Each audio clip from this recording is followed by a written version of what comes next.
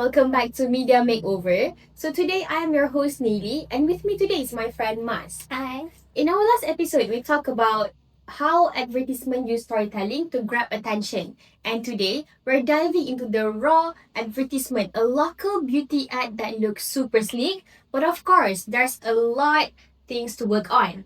So Mas, what stood out to you the most about this advertisement? So, okay, first of all, thank you, Nayli, for having me today. So, the first thing that actually really stood out to me is the sound design. So, the background music here is trying to sound smooth, classy, but honestly, it's actually too loud, way too loud, in which it is actually eliminating and abandon others elements in this advertisement, which is the natural sound.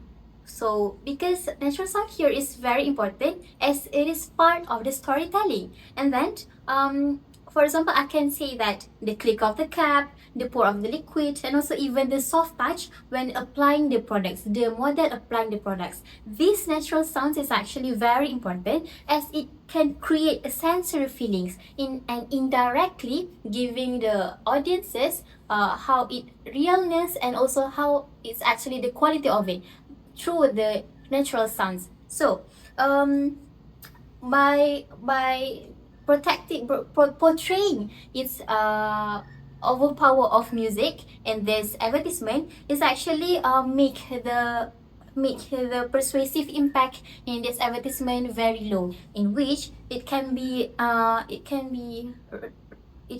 altered by balance the sound design, which is can make the advertisement more natural, more real, and more engaging, which is more premium. Yeah, I agree with you, Mas. That's a very great point because sometimes small details really matter.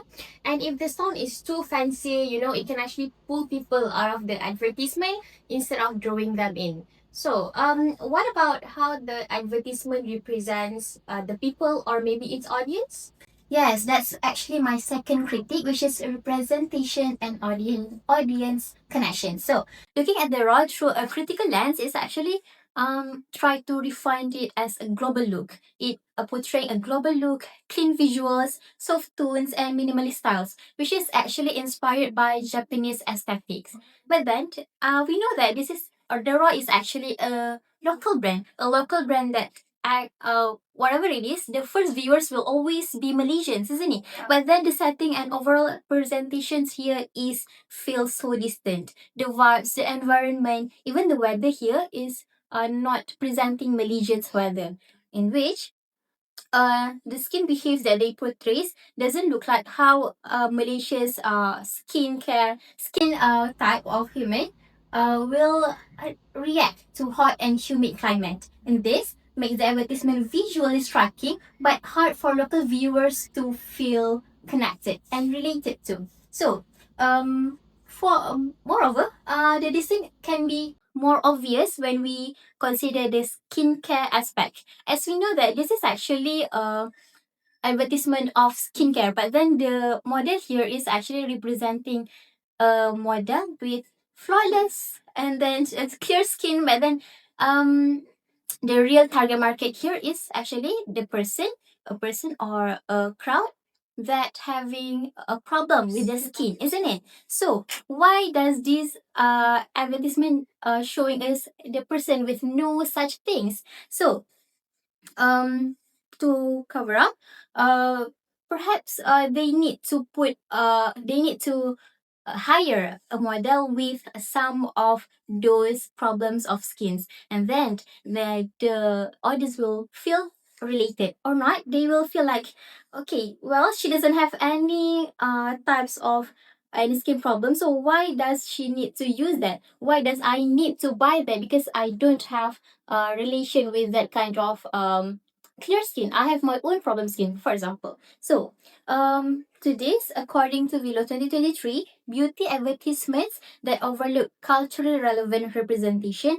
often struggle to emotionally engage local audiences, which is because viewers cannot see themselves of their daily experiences reflected, because they don't see themselves in the advertisement. Say So they feel like I do need to buy this, isn't Yeah, it? I actually agree with you, Mas, because I am currently going through a breakout season a bit, and I personally feel like I'm not going to buy this product because the model itself is very flawless. Yes. So basically, this advertisement is beautiful but a bit out of touch. So it's like watching a perfume advertisement that doesn't make you to actually want to buy the perfume, you know?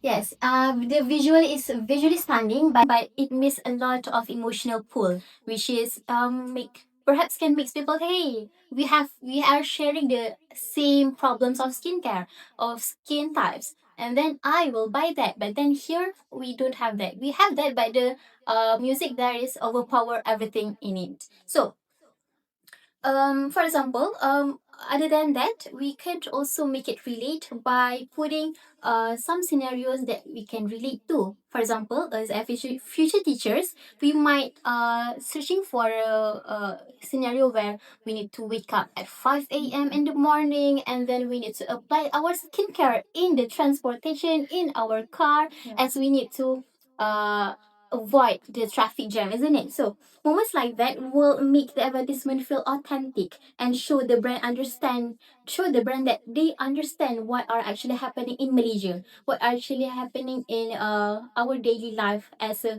consumer. So I actually love that example because it's so relatable because when we work, we have to face these similar hectic mornings. So it really makes the advertisement feel grounded in your life rather than just showing perfection. yes, exactly. Including cultural or everyday elements is actually very important as it can make the advertisement more engaging, practical, and genuinely connect with the audience, isn't it? Well said, Mai. So I agree with whatever you said just now. And to sum up, the raw advertisement looks very great, but it could improve by balancing sound or maybe show a bit more authenticity.